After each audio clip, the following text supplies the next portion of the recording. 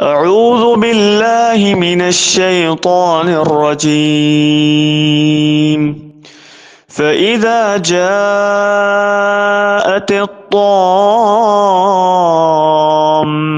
الكبرى يوم يتذكر الإنسان ما سعى وبرزت الجحيم لمن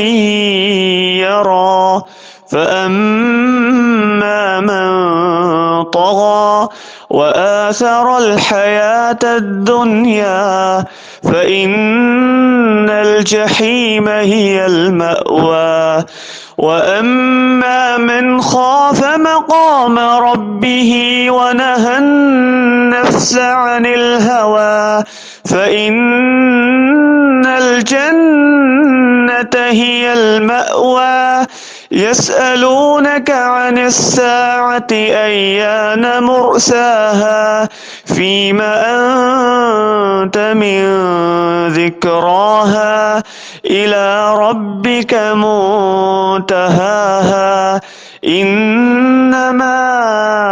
أنت منذر من يخشاها كأنهم يوم يرونها لم يلبثوا إلا عشية أو ضحاها.